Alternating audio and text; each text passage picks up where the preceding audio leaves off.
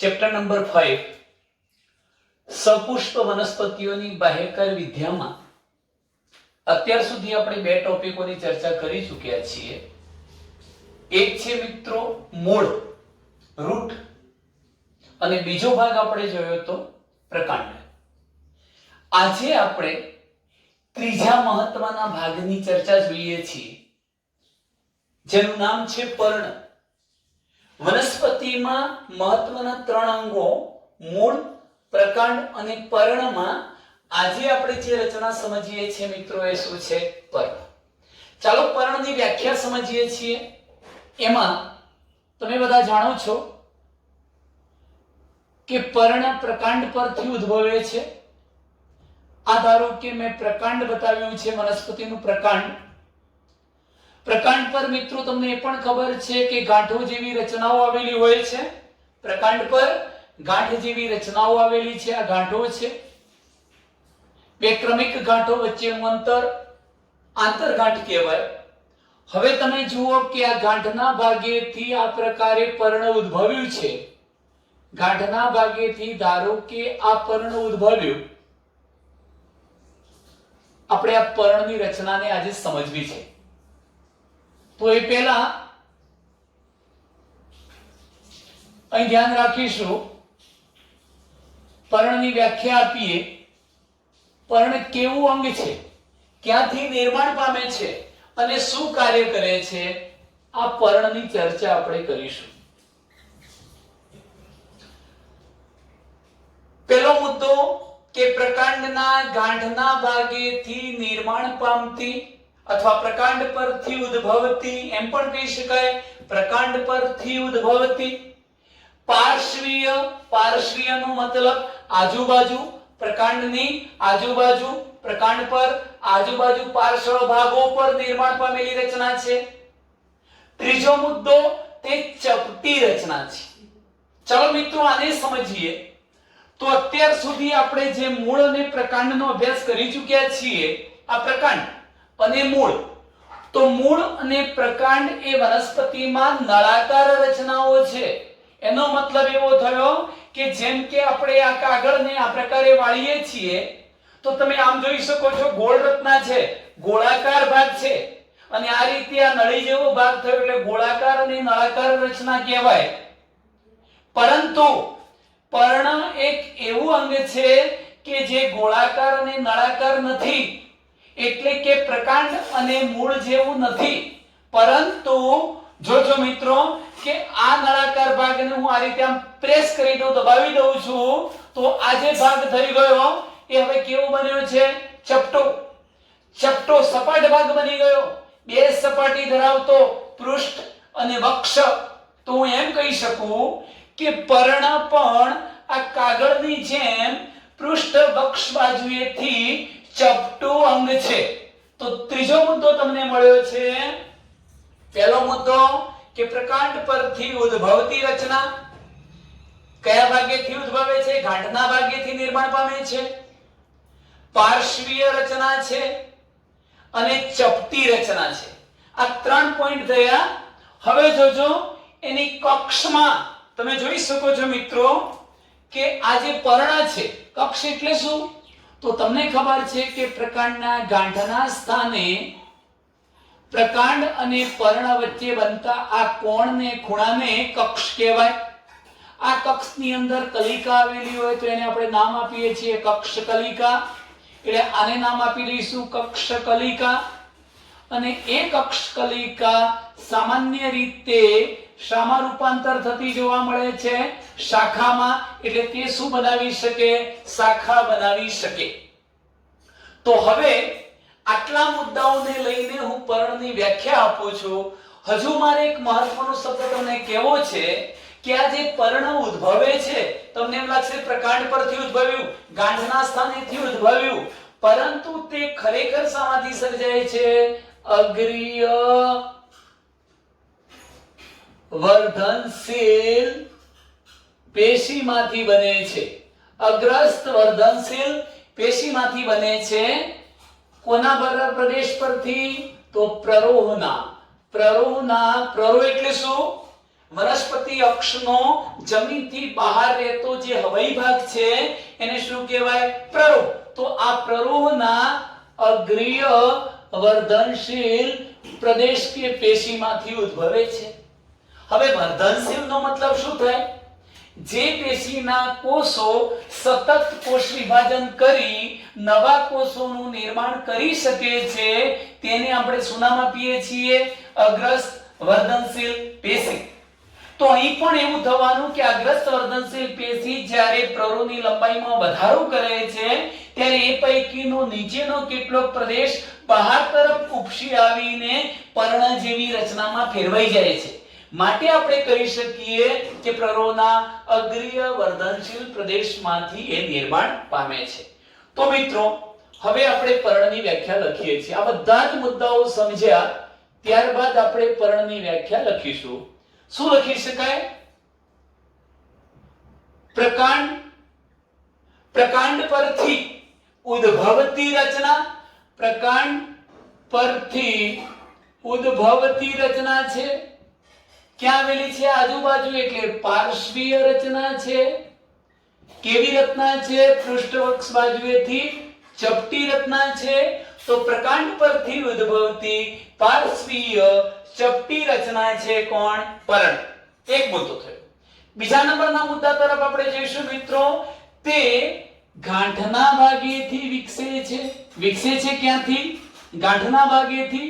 તો ગાંઠના ભાગેથી વિકસે છે. આ બીજા નંબરનો પોઈન્ટ થયો.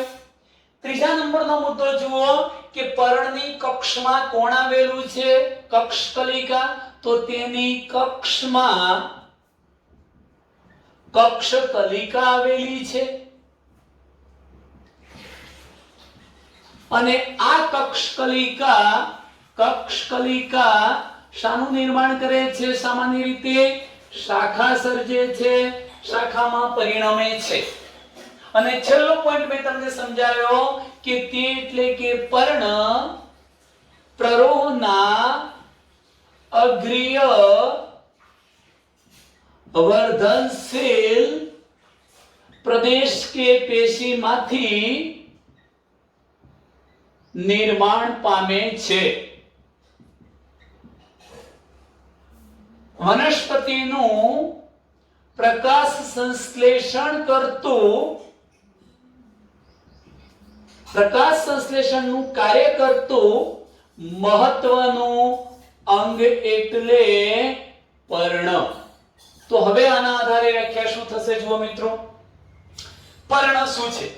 પ્રકાંડ પરથી ઉદ્ભવતી પાર્શ્વીય ચપટી રચના છે જે વનસ્પતિમાં પ્રકાશ સંશ્લેષણ કરતા મહત્વના અંગ તરીકે વર્તે છે. તે ગાંઠના ભાગેથી વિકાસ પામે છે. તેની કક્ષમાં કક્ષકલિકા આવેલી હોય છે. આ કક્ષકલિકા શાખાનું નિર્માણ કરે છે અને પર્ણ પ્રરોહના અગ્રીય વર્ધનશીલ પ્રદેશમાંથી સર્જાતો મહત્વનો ભાગ છે. ચલો મિત્રો, ત્યાર પછી બીજા નંબરના પોઈન્ટની ચર્ચા કરીએ છીએ જેને હું અગાઉ સમજાવી ચૂક્યો છું. પર્ણો હંમેશા પ્રકાંડ પર અગ્રાભિવર્ધી ક્રમમાં ગોઠવાય છે. અગ્રાભિવર્ધી ક્રમ એટલે શું? પર્ણો પ્રકાંડ પર અગ્રાભિવર્ધી ક્રમમાં ગોઠવાય છે એનો મતલબ શું થાય? તો જુઓ કે સામાન્ય રીતે પ્રકાંડ જ્યારે વિકસે છે ત્યારે સર્વપ્રથમ નીચે તરફ પર્ણો નિર્માણ પામે છે. વહેલા નિર્માણ પામ્યા અને પરિણામ સ્વરૂપે નીચેના જે પર્ણો છે એ મોટા હશે. પણ જેમ જેમ ઉપર તરફ જતા જઈશું આ પર્ણો મોડા નિર્માણ પામ્યા છે અને તેથી કદમાં તેઓ કેવા હશે? નાના હોય. આમ તમે વિચારી શકો છો કે શરૂઆતમાં સર્જાયેલા નીચેના પર્ણો મોટા અને ક્રમશઃ ઉપર તરફ જતા પર્ણો નાના બનતા જતા હોય તો તે ક્રમને આપણે કેવા પ્રકારનો ક્રમ કહીશું? અગ્રાભિવર્ધી ક્રમ. તો પર્ણો અગ્રાભિવર્ધી ક્રમમાં સર્જાય છે.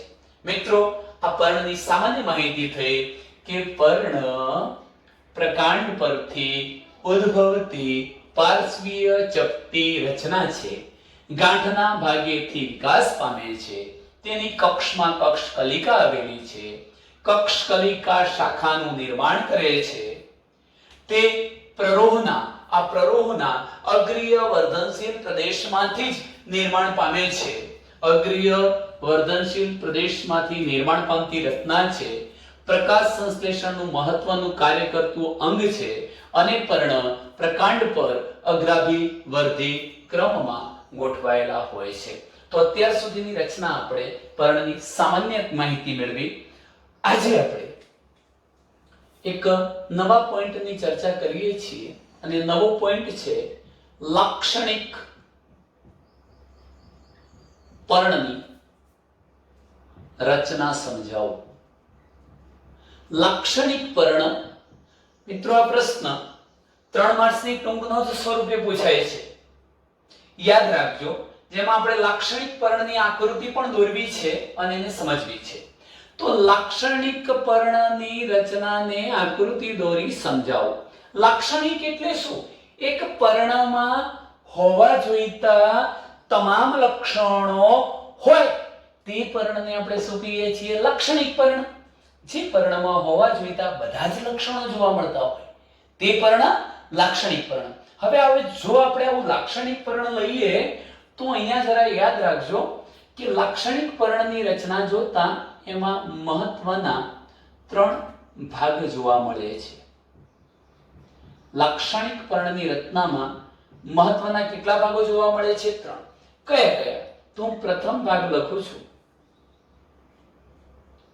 પર્ણતલ પ્રદેશ. આ પ્રથમ વિસ્તાર થયો પર્ણતલ પ્રદેશ. હું બીજા નંબરનો વિસ્તાર લખું છું પર્ણદંડ. અને ત્રીજો વિસ્તાર હું લખું છું, અહીંયા આપણે ચલો સાઈડમાં લખીએ છીએ, ત્રીજા નંબરનો વિસ્તાર જેને પર્ણપત્ર અથવા પર્ણફલક તરીકે પણ ઓળખાવીશું. મિત્રો, લાક્ષણિક પર્ણની રચના જોતા મહત્વના 3 પ્રદેશો તમને જોવા મળે છે: પર્ણતલ, પર્ણદંડ અને પર્ણપત્ર અથવા પર્ણફલક. હું ત્રણેય ભાગોને આકૃતિમાં સમજાવું છું. એના માટે આપણે એક આકૃતિ દોરીએ છીએ. અહીં ધ્યાન રાખશો મિત્રો કે ધારો કે આ એક પ્રકાંડ છે. આ પ્રકાંડ છે મિત્રો, પ્રકાંડ. અને તમને ખબર છે કે પ્રકાંડ પર આ શું આવેલું હશે? ગાંઠો. તો આપણે આ પ્રકારની જે રચના બતાવી છે એ બધી એની ગાંઠો છે. હવે પર્ણ નિર્માણ ક્યાંથી પામે છે? તો આપણે એ કહ્યું કે પર્ણ ખાસ કરીને ગાંઠના ભાગેથી વિકસે છે. આ ગાંઠના પ્રદેશેથી પર્ણનો વિકાસ આપણે જોવો છે. તો એ માટે હું પર્ણ દોરું છું. પર્ણમાં તમે જોઈ શકો છો કે હું એક ભાગ બતાવીશ. આટલો એક નળાકાર ભાગ બતાવું છું મિત્રો, આ નળાકાર ભાગ, અને એ જ છે પર્ણદંડ. જો પર્ણની શરૂઆત તો અહીંથી થઈ ગઈ, પર્ણનો જ આ એક ભાગ પર્ણદંડ. અને હવે આપણે આકૃતિમાં એક કેટલીક રચના બતાવીએ છીએ. જેમ કે હું આ પ્રકારે આ એક રચના દોરું છું. આ પ્રકારની એક રચના દોરું છું મિત્રો, તમે જોઈ શકો છો કે આ પ્રકારની રચના બતાવી છે. અહીંથી પણ હું આમ કરી આ ભાગને આ રીતે દોરી બતાવું છું. એક જ થોડું પર્ણ નાનું બતાવીએ મિત્રો, જેથી કરી તમે એ ભાગને જોઈ શકો. હવે જુઓ કે હું અહીંથી આ પર્ણને આટલું બતાવું છું. આ પ્રકારનું આપણે એક પર્ણ દોર્યું છે. આ જે મહત્વનો જે મેં મોટો વિસ્તાર બતાવ્યો છે એ બીજો પ્રદેશ થઈ જવાનો કયો? પર્ણપત્ર અથવા પર્ણફલક, જેની ચર્ચા પછી કરીએ છીએ. હવે જુઓ, અંદરની કેટલીક રચનાઓને હું બતાવી દઉં છું. તો પર્ણની મધ્યમાં એક મુખ્ય શિરા, મધ્યસ્થ શિરા આવેલી હોય, જેને તમે મુખ્ય પત્રાક્ષ પણ કહી શકો. આ જે મહત્વનો વચ્ચેનો ભાગ બતાવ્યો છે, હું નામ નિર્દેશન કરતો રહું છું મિત્રો.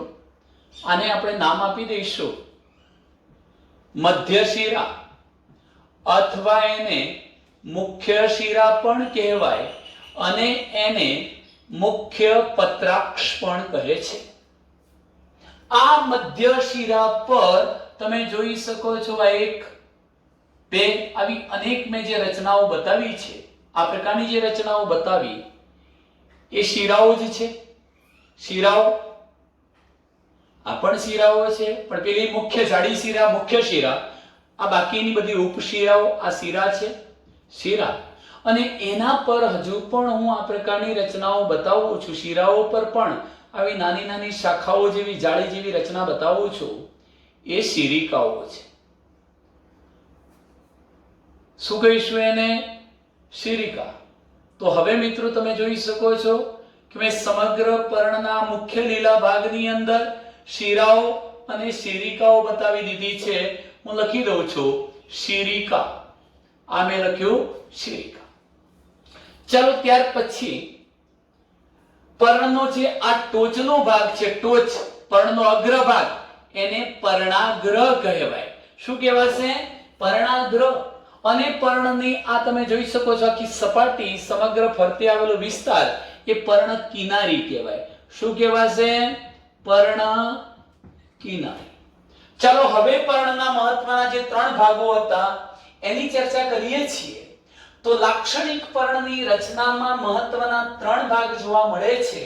એમાંનો એક પ્રદેશ છે પર્ણતલ, બીજો પ્રદેશ છે પર્ણદંડ અને ત્રીજો પ્રદેશ પર્ણપત્ર. ચાલો મિત્રો પહેલા જ ભાગની ચર્ચા કરું છું. ધ્યાનથી સમજજો. હું અહીંયા આ બ્લુ પેન થી આટલો એક પોષણ ભાગ બતાવું છું અને એરો કરીને ત્યાં આપણે નામ આપી દઈએ છીએ પર્ણતલ પ્રદેશ. એને વ્યાખ્યામાં સમજીએ છીએ પર્ણતલ પ્રદેશ. પછી જો હું બીજા નંબરનો ભાગ અહીંયા એરો કરીને બતાવું છું, આ ભાગ આટલો ટૂંકો ભાગ જે છે એ પર્ણદંડ છે, બીજો ભાગ. અને હવે હું ત્રીજો ભાગ બતાવું છું. આ સમગ્ર મોટો લીલો વિસ્તાર તમને દેખાય છે, આખો સમગ્ર વિસ્તાર, એ છે પર્ણપત્ર અથવા પર્ણફલક. આ ત્રીજો ભાગ. તો લાક્ષણિક પર્ણની રચના જોતા મહત્વના 3 ભાગો આવેલા જોવા મળે છે: પર્ણતલ, પર્ણદંડ અને પર્ણપત્ર કે પર્ણફલક. ચાલો શરૂઆત કરીએ છીએ. પર્ણતલ શું છે? પર્ણતલ શું છે મિત્રો? બરોબર ધ્યાનથી સમજજો કે ધારો કે મારા હાથમાં આ 2 પેન છે, એમાં આ એક પ્રકાંડ છે અને આ બીજી પેન ફોર એક્ઝામ્પલ પર્ણ છે. ધારો કે આટલો જે ભાગ હું બતાવું છું બ્લેક, એ પર્ણ છે અને આ પ્રકાંડ છે. હવે એને ગાંઠના સ્થાનેથી ઉદ્ભવવું છે આ પર્ણને. ધારો કે અહીંયા ક્યાંક ગાંઠ છે અને ગાંઠના સ્થાનેથી આ પર્ણ ઉદ્ભવ્યું છે. મિત્રો બરોબર ધ્યાનથી સમજજો. હું પર્ણને છૂટું પાડી દઉં છું, આ છૂટું પાડી દીધું, પછી ફરી પાછું એને પ્રકાંડ સાથે જોઈન્ટ કરું છું. એનો મતલબ એ થયો કે આ પર્ણનો એવો પ્રદેશ કે જે ભાગ વડે સમગ્ર પર્ણ પ્રકાંડની ગાંઠ સાથે જોડાયેલું રહે છે, એ ભાગને શું કહેવાય છે? પર્ણતલ પ્રદેશ. ફરી કહું છું, સાંભળજો મિત્રો અહીંયા ધ્યાનથી. જુઓ આ મુદ્દો કે હું અહીંથી આ કટ ભાગ કરી નાખું, પર્ણ છૂટું પડી જવાનું છે, પણ આખું સમગ્ર પર્ણ પ્રકાંડની ગાંઠ સાથે જે ભાગ વડે જોડાયેલું રહેશે એ ભાગને શું કહેવાય છે? પર્ણતલ કહે છે. તો વ્યાખ્યા લખી શકીએ. બીજી રીતે કહેવું હોય તો પર્ણ પ્રકાંડ સાથે પર્ણતલ વડે જોડાયેલું રહે છે. ચલો લખીશું કે પર્ણ પ્રકાંડની ગાંઠ સાથે પર્ણતલ વડે જોડાયેલું રહે છે. બીજી રીતે એમ ના કહેવું તો વ્યાખ્યામાં એમ કહી શકીએ કે પર્ણ પ્રકાંડની ગાંઠ સાથે જે ભાગ વડે જોડાય છે તે ભાગને શું કહેવાય છે મિત્રો? પર્ણતલ પ્રદેશ કહેવાય. હવે તમે જુઓ કે કેટલીક વાર એવું બને છે કે આ પર્ણતલ છે, જુઓ આ ભાગ, આટલો ભાગ, આટલો ભાગ પર્ણતલ પ્રદેશની બંને પાર્શ્વ બાજુ એટલે આજુબાજુ નાના 2 પર્ણો જેવા બહિર્ભૂત ભેદ જોવા મળે છે. ત્યાં પર્ણતલની બંને પાર્શ્વ બાજુએ બે નાના પર્ણ જેવા બહિરુદ ભેદ જોવા મળે છે. બહિરુદ ભેદ બહારની બાજુ નિર્માણ પામેલી રચનાઓ જેને આપણે પર્ણો જેવા હોવાથી નાના હોવાથી ઉપપર્ણો કહીએ છીએ, સ્ટિપ્યુલ. તો આ બે શું થયા? ઉપપર્ણો. તો ઘણીવાર પર્ણતલ પ્રદેશની બંને પાર્શ્વ બાજુએ નાના લીલા રંગના પર્ણ જેવા દેખાતા બહિરુદ ભેદ આવેલા છે, જેને શું નામ આપીશું? ઉપપર્ણો કહીશું. આ ઉપરાંત મિત્રો એક મહત્વની બીજી બાબત પણ તમને સમજાવું છું કે ધારો કે હું કોઈ એકદળી વનસ્પતિ દોરું, અહીંયા બતાવું જુઓ. મેં આ કોઈ એકદળી વનસ્પતિ બતાવી છે. આ એકદળી વનસ્પતિ, એના પ્રકાંડ પર રહેલી આ ગાંઠ છે, એના પ્રકાંડ પર રહેલી આ ગાંઠ છે. તો તમે જાણો છો કે બે ગાંઠ વચ્ચેનો જે વિસ્તાર છે એને શું કહેવાય છે? આંતરગાંઠ. હવે મકાઈ જેવી એકદળી વનસ્પતિમાં હું આ પ્રકારનું પર્ણ બતાવું છું. જો કે પર્ણ અદંડી પર્ણ છે. અદંડી છે નો મતલબ મિત્રો એવો થયો કે પર્ણદંડ નથી. આવો પર્ણદંડ નથી. આપણે યાદ રાખજો કે જે પર્ણમાં પર્ણદંડ આવેલો છે તે પર્ણ સદંડી પર્ણ કહેવાશે. સદંડી પર્ણ જેમાં પર્ણદંડની હાજરી હોય સદંડી, અને હાજરી ન હોય તો તે પર્ણ શું કહેવાય છે? અદંડી પર્ણ. મકાઈનું પર્ણ કેવું છે? અદંડી, કારણ કે પર્ણદંડ હોતો નથી. બીજા નંબરનો પોઈન્ટ કે આપણે અગાઉ આ ટોપિકને ભણીશું કે મકાઈ જેવી એકદળી વનસ્પતિમાં આ મુખ્ય શીરા છે અને બાકીની શીરાઓ એકમેકને સમાંતરે ગોઠવાયેલી છે, માટે આપણે એને સમાંતર શીરા વિન્યાસ પણ કહેવાના છીએ. આ બધો સમાંતર શીરા વિન્યાસ, જો કે હું પછીથી સમજાવીશ સમાંતર શીરા વિન્યાસ. હવે મહત્વનો પોઈન્ટ એ છે, જોજો મિત્રો કે આ પ્રકાંડની ગાંઠ હતી અને આ પર્ણ હતું. તો પર્ણનો ભાગ આ પ્રકાંડના ગાંઠના ભાગે જે ભાગથી જોડાયેલો હશે, પર્ણ પ્રકાંડની ગાંઠ સાથે જે ભાગ વડે જોડાયેલું છે એને શું કહેવાય? પર્ણતલ કહે છે. શું કહેવાય? પર્ણતલ. પણ મહત્વનો મુદ્દો એ છે કે જો તમે મકાઈ જેવી એકદળી વનસ્પતિનું પ્રકાંડ જુઓ તો ગાંઠના ભાગેથી પર્ણ તો ઉદ્ભવ્યું છે, પણ એનું પર્ણતલ જે હતું એ આખી સમગ્ર આંતરગાંઠને, જો બતાવું છું મિત્રો અલગ પેનથી, કે આ આખી આંતરગાંઠ છે એ આંતરગાંઠને ઘેરી વળે છે, આવરી લે છે. કોણ આવરી લે છે? પર્ણતલ. સમજો ધ્યાનથી. આ પર્ણતલ આમ તો ખરેખર નાનું હોવું જોઈએ, પણ મકાઈ જેવી એકદળી વનસ્પતિમાં પર્ણતલ ખૂબ વિસ્તરી જાય છે, વિસ્તૃત બને છે, અને વિસ્તૃત બનીને એ પ્રકાંડની આંતરગાંઠને ઘેરી વળે છે. એટલે એનો મતલબ કે બે ગાંઠો વચ્ચેનું જે પ્રકાંડ હતું એની ફરતે લપેટાઈ જાય છે, વીંટળાઈ જાય છે.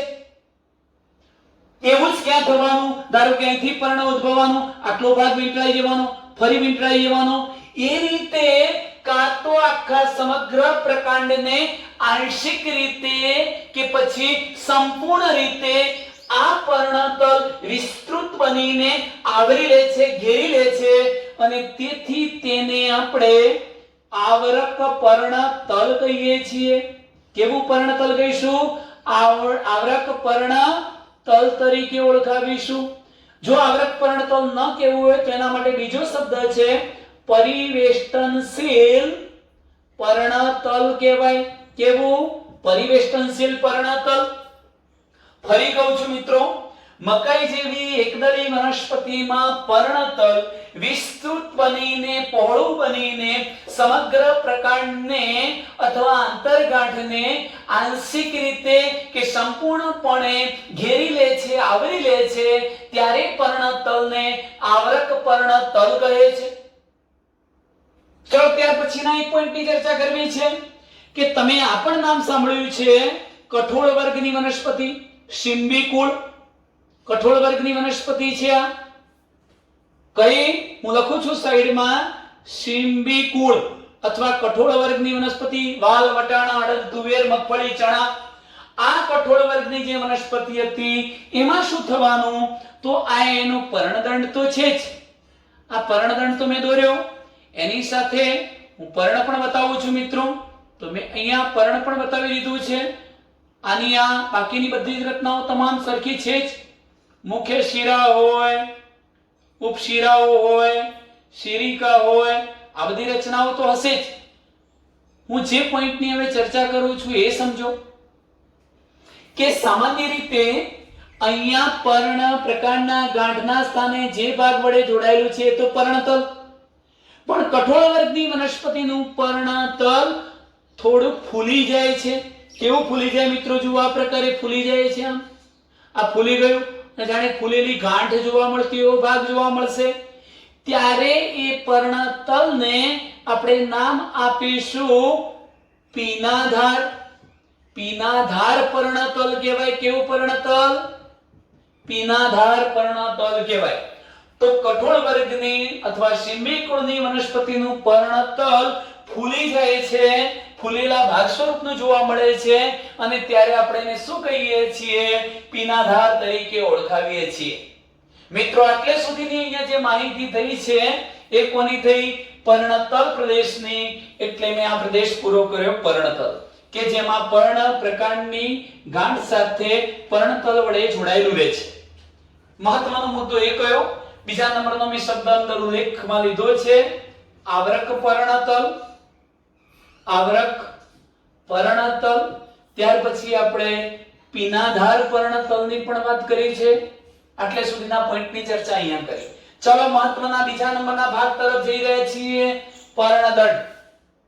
જો વ્યાખ્યામાં સમજવું છે મિત્રો તો સરળતાથી એમ કહી શકાય, જો આ પર્ણતલ હતું અને આ છે પર્ણફલક અથવા પર્ણપત્ર, તો પર્ણપત્ર અને પર્ણતલને સાંકળતો અથવા જોડતો નળાકાર નાજુક દંડ જેવો ભાગ, એને શું નામ અપાય છે?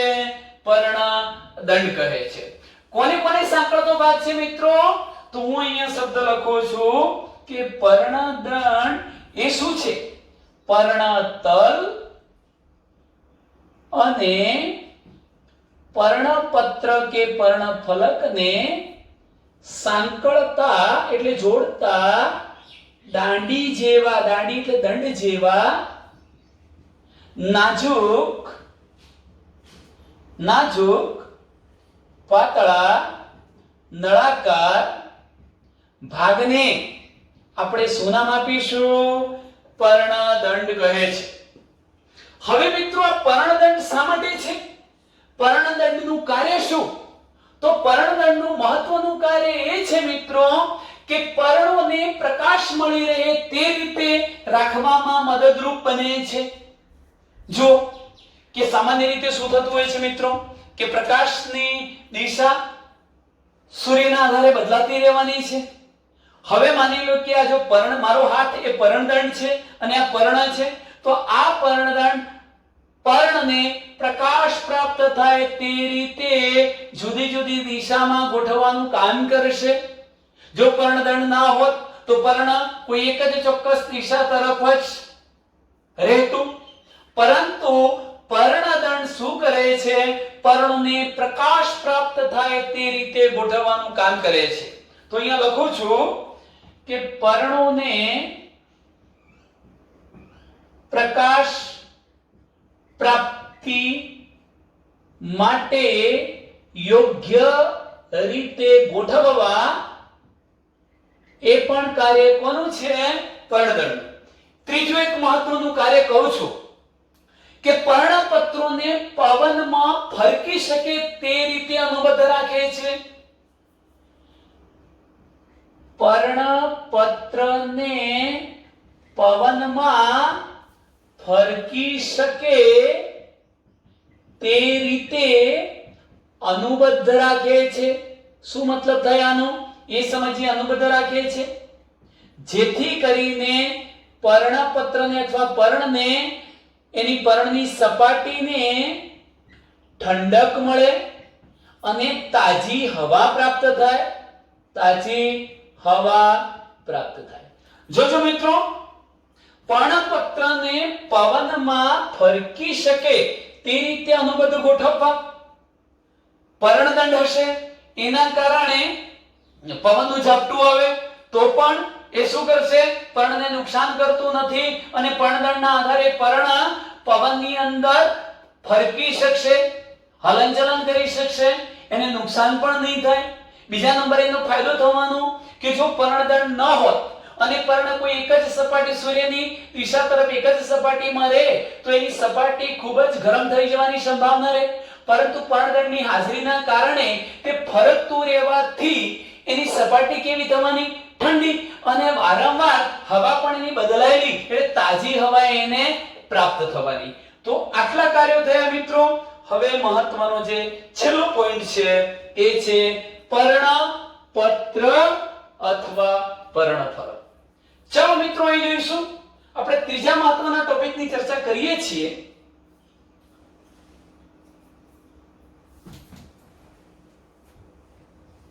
અહીં ધ્યાન રાખશો કે ત્રીજો મહત્વનો વિસ્તાર શા માટે સૌથી મહત્વનો વિસ્તાર છે?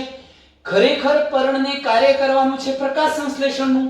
તો પ્રકાશ સંશ્લેષણ કરતી મહત્વની રચના કયો ભાગ છે? પર્ણફલક અથવા પર્ણપત્ર. ત્રીજો પ્રદેશ, આ મોટો પહોળો ચપટો લીલો ભાગ દેખાય છે માટે હું ત્રીજા નંબરનો ભાગ લખું છું પર્ણપત્ર અથવા પર્ણફલક. પર્ણપત્ર કે પર્ણફલક. તમે આમાં કેટલાક મુદ્દાઓને મિત્રો જોઈ લો. એક તો પર્ણફલકની અંદર એક તો મુખ્ય શિરા તો આવેલી છે, સાથે સાથે આ બાકીની બધી શિરાઓ પણ છે અને શિરિકાઓ પણ છે. એટલે પર્ણપત્રમાં શિરાઓ અને શિરિકાઓ ગોઠવાયેલી છે. એક મુદ્દો તમે એ લઈ શકો. બીજા નંબરનો પોઈન્ટ કે આખું પર્ણપત્ર વિસ્તૃત એટલે મોટી રચના છે. ત્રીજા નંબરનો પોઈન્ટ તે પૃષ્ઠવક્ષ બાજુએથી ચપટું છે. ચોથા નંબરનો પોઈન્ટ તેમાં હરિતદ્રવ્ય ક્લોરોફિલ હોવાથી એ પ્રકાશ સંશ્લેષણ કરી શકે છે. તો હવે જરા ધ્યાન રાખો, પર્ણફલક કે પર્ણપત્ર એ પર્ણનો લીલો ભાગ છે, શિરાઓ અને શિરિકાઓ સાથેનો પર્ણનો વિસ્તૃત પ્રદેશ છે. કયા મુદ્દા લખીશું? પર્ણપત્ર એ પર્ણનો કેવો ભાગ છે? લીલો, હરિતદ્રવ્યની હાજરીના કારણે લીલો ભાગ છે. સાથે સાથે શું ધરાવે છે? શિરાઓ અને શિરિકા સાથેનો, એટલે શિરાઓ અને શિરિકા ધરાવતો સાથેનો વિસ્તૃત એટલે મોટો બનેલો વિસ્તૃત ચપટો ભાગ છે. આવડશે મિત્રો આટલું? પર્ણપત્ર શું છે? લીલો ભાગ છે, શિરાઓ અને શિરિકા ધરાવતો ભાગ છે અને વિસ્તૃત એટલે પહોળો ભાગ છે, ચપટો ભાગ છે અને શું કરી શકે છે? પ્રકાશ સંશ્લેષણનું કાર્ય કરી શકે છે. ચાલો એ મધ્ય ભાગે શું ધરાવે છે? મુખ્ય શિરા, અથવા તો આપણે એને શું નામ આપ્યું તો મધ્ય શિરા, મુખ્ય શિરા અથવા મુખ્ય પત્રાક્ષ તરીકે પણ આપણે ઓળખાવી શકીએ. આ શિરાઓ, આ બધી જે શિરાઓ છે એ પર્ણપત્રને દ્રઢતા બક્ષે છે. પર્ણપત્રને દ્રઢતા બક્ષે કોણ કરે છે આ કામ? શિરાઓ કરે છે. એનો મતલબ એવો થયો કે સેજ પવનનું ઝાપટું આવે તો પર્ણ ચીરાઈ જવું જોઈએ, ફાટી જવું જોઈએ, એવું નથી થતું મિત્રો. કેમ? કારણ કે એની અંદર જાળી જેવી બધી શિરાઓ પથરાયેલી છે જે પર્ણના સ્ટ્રક્ચરને, બંધારણને ટકાવી રાખે છે, મજબૂતાઈ આપે છે. માટે કહી શકાય કે પર્ણપત્રને દ્રઢતા બક્ષવાનું કામ અંદર રહેલી શિરાઓ કરે છે. હવે આ શિરાઓ શા માટે, એનું બીજું મહત્વનું કાર્ય કહું છું તો શિરાઓમાં આ મુદ્દો યાદ રાખજો. શિરાઓમાં વાહિપુલ આવેલા હોય છે. વાહિપુલ એટલે શું? તો વાહિપુલમાં બે રચનાઓ આવે મિત્રો.